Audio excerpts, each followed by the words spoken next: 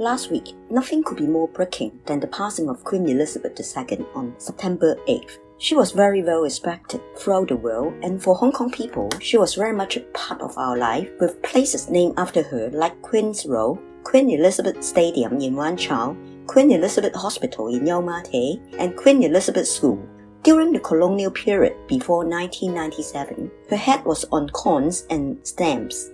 The Queen visited Hong Kong twice, the first time in May 1975 and the second in October 1986, on her way back home from a visit to China after the signing of the joint declaration between Britain and China.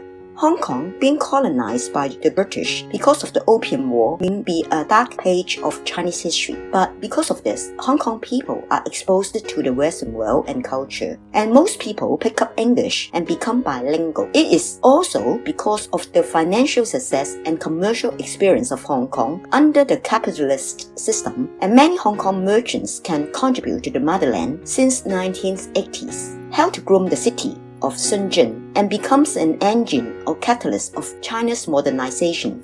Under the one country, two system, we can access both the Eastern and Western technology world, which unfortunately becoming more and more segregated. Hong Kong people use the WhatsApp to message, but most people also have WeChat installed. We use a full range of applications from Google, such as search engine, email account, Google Map and YouTube. It's also because of our bilingual ability that I can do this YouTube in English, despite my mother tongue being Chinese. Because of this historical advantage, I hope through Glocal Mahjong, we connect the two worlds in culture and foster mutual understanding.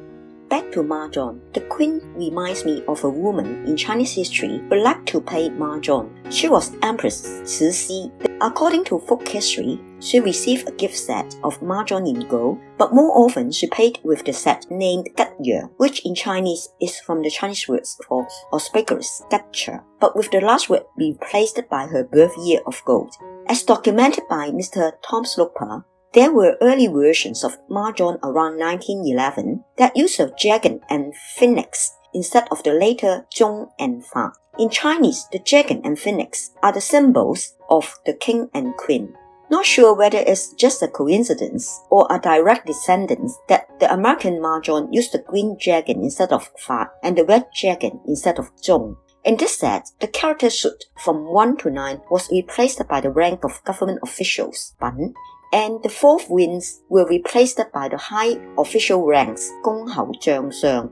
Around this period, when Qing transited to modern China, Mahjong seemed to be a very popular game, and apart from Cixi, there were many leaders and celebrities in love with the game, such as Yuan Saihoi, Sun Zhongshan, Li Hongzhang. To tell this part of history, the Creative Theatre Company in Hong Kong, Sunny Icosahedron, Zunlin 12面體, has created a series of dramas, The Modern History of China Around the Mahjong Table, 麻雀台上的中國近代史.